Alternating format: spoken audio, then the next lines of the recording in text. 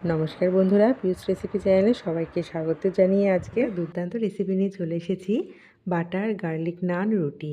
যার জন্য কিন্তু আর রেস্টুরেন্ট বা দোকান থেকে কিনে খেতে হবে না, বাড়িতেই তোমরা বানাতে পারবে। ইস্ট ছাড়া সম্পূর্ণ বিনা ইস্টে আমি তৈরি করেছি বাটার গার্লিক নান রুটি, যেটা নরম তুলতুলে হয়েছে, খেতে কিন্তু অসাধারণ লেগেছে। এইরকম বাটার গার্লিক নান রুটি কিন্তু যখন তখনই বানাতে পারবে বাড়িতে। তার জন্য বেশি একটা উপকরণ লাগবে না, খুব অল্প সময়ে তোমরা চট জলদি বানিয়ে নিতে পারবে, এমনকি রেস্টুরেন্টের স্বাদ তোমরা বাড়িতেই পেয়ে যাবে। তোমাদের সাথে আগের দিনই আমি শেয়ার করেছিলাম ডিমের কোরমা রেসিপি, অসাধারণ খেতে হয়েছে। ডিমের কোরমার সঙ্গে বাটার গার্লিক নান রুটি একবার বানিয়ে দেখো বন্ধুরা, দুর্দান্ত খেতে লাগবে। রাতের ডিনার অথবা লাঞ্চেও কিন্তু ভীষণ ভালো লাগবে। তো চলো বন্ধুরা, রেসিপিটা শুরু করে দিই।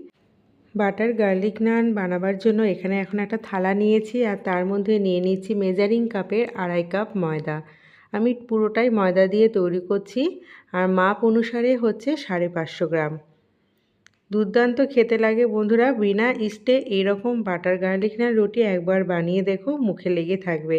এখন আমি নিয়ে নিচ্ছি এর মধ্যে আরও কিছু উপকরণ। এখন নিয়ে নিচ্ছি চিনি পাউডার। ঘরে থাকা চিনি মিক্সার জারে দিয়ে গুঁড়ো করে নিয়েছি। সেই চা চামচের 3 থেকে 3.5 চামচ চিনি পাউডার দিয়েছি, মানে সুগার পাউডার। তোমরা কম বেশি করে নিতে পারো। আর এটা হচ্ছে দোকানের কেনা টক দই। 160 গ্রাম টক দইটা আছে, 4 ভাগে 2 ভাগ এখানে টক দই আমি দিয়েছি। আর দিয়ে দেব খুব অল্প পরিমাণে 4 ভাগের 1 ভাগ খাবার সোডা, মানে মিঠা সোডা। সমস্ত কিছু আমার দেওয়া হয়ে গেছে। এখন দই সমেত সমস্ত কিছু ভালো মতো ময়দার সাথে আমি মেখে নেব। সুন্দর করে ময়দার সাথে কিন্তু মাখিয়ে নিতে হবে। যত ভালো করে সময় নিয়ে এটা মাখবো, তত ভালো আমার নান রুটিগুলো তৈরি হবে। এদিকে আমি গ্যাসের মধ্যে হাফ বাটি গরম দুধ বসিয়ে দিয়েছি। দুধটা উষ্ণ গরম আমি করতে নিয়েছি। ঠান্ডা দুধ ব্যবহার করা যাবে না, আর দুধ আর দইটা কিন্তু ব্যবহার করতে হবে, যেহেতু আমি ইস্ট এখানে ব্যবহার করিনি। আমার ময়দার সাথে ভালো মতো সমস্ত কিছু মাখানো হয়ে গেছে। এখন আমি দুধটা নিয়ে নিচ্ছি। এখানে আমি হাফ বাটি দুধ, দেখো ওপরে সর পড়ে আছে, উষ্ণ গরম হয়ে আছে। এই দুধটা দিয়েই কিন্তু পুরো একটা সুন্দর ডো তৈরি করব। বন্ধুরা, আবারও বলে দিচ্ছি, বিনা ইস্টে যখন বাটার গার্লিক নান বানাবে, অবশ্যই দুধ আর দইটা দেওয়ার চেষ্টা করবে। দেখবে খুব সুন্দর নরম তুলতুলে হবে বাটার গার্লিক নান রুটিগুলো। দেখো বন্ধুরা, আমি কি সুন্দর সফট একটা ডো তৈরি করে নিচ্ছি। আর কোনো রকম জল আর দুধ আর ব্যবহার করব না। যতটা দুধ আমি দিয়েছি সম্পূর্ণটা দুধ দিয়েই কিন্তু এটা মাখা হয়ে যাবে। আমার কিন্তু একটা সুন্দর ডো তৈরি হয়ে গেছে। এখন 1 চামচ সাদা তেল হাতের মধ্যে নিয়েছি, আর ডোর উপর ভালো মতো লাগিয়ে আমি ডোটাকে এখন 10 থেকে 15 মিনিট আমি রেস্টে রেখে দেব। হাতে সময় বেশি থাকলে তোমরা কিন্তু আধা ঘন্টাও রাখতে পারো, যদি সময় কম থাকে 15 মিনিট মতো রাখলেই চলবে। আবারও হাতের মধ্যে অল্প একটু তেল নিয়ে ডোটার ওপরে ভালো মতো লাগিয়ে দেবো, আর একটা বাটি চাপা দিয়ে আমি রেখে দেবো 15 মিনিটের জন্য। তো চলো বন্ধুরা, 15 মিনিট বাদে আমি আবার ফিরে আসছি।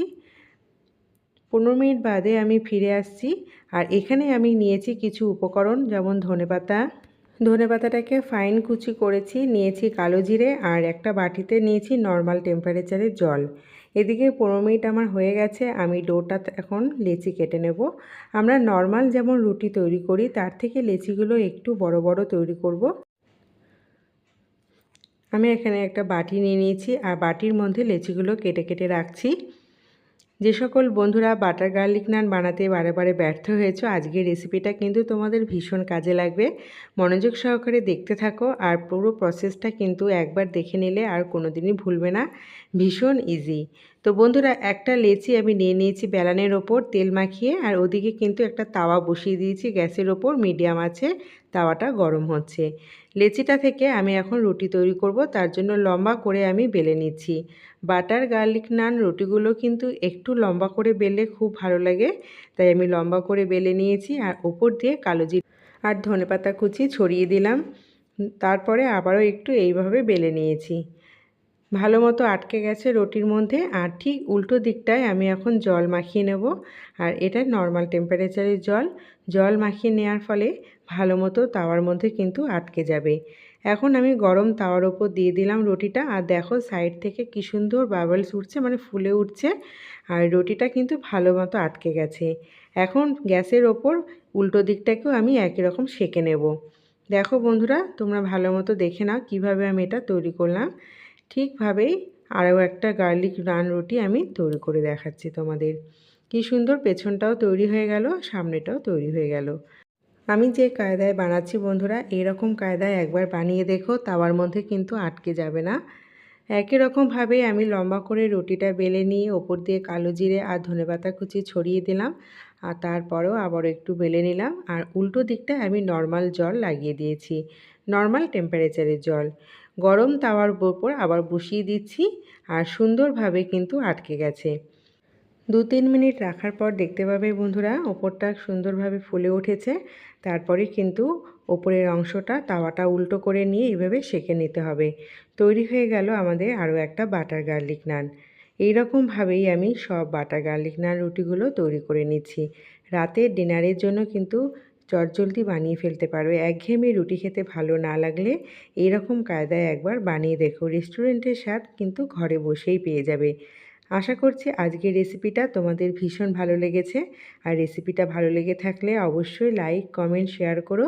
এবং যে সকল বন্ধুরা আমার চ্যানেলে নতুন এসেছো, সেই সকল বন্ধুদের বলছি, যদি চ্যানেলটি সাবস্ক্রাইব করা না থাকে প্লিজ চ্যানেলটিকে সাবস্ক্রাইব করে দিও, আর পাশে থাকা বেল আইকনটি প্রেস করে দিও, যাতে আবার নতুন নতুন রেসিপি আপলোড করা মাত্রই নোটিফিকেশানটা সবার প্রথম তোমাদের কাছে পৌঁছে যেতে পারে। একই রকম পদ্ধতিতে আমার সব রুটিগুলো তৈরি হয়ে গেল।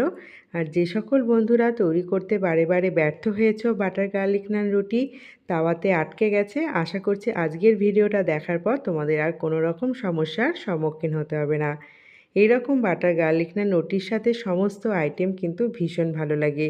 ডেসক্রিপশন বক্সে আমি কিছু লিঙ্ক দিয়ে দেবো, প্লিজ তোমরা একবার দেখে নিও। গরম গরম রুটির ওপর বাটার মাখিয়ে তোমরা গরম গরম পরিবেশন করো, খেতে দুর্দান্ত লাগবে। আমার পুরো ভিডিওটা দেখার জন্য অসংখ্য ধন্যবাদ জানিয়ে রেসিপিটা এখানেই শেষ করছি। চলে আসবো আবার তোমাদের কাছে নতুন একটা রেসিপি নিয়ে। ভালো থেকো সব।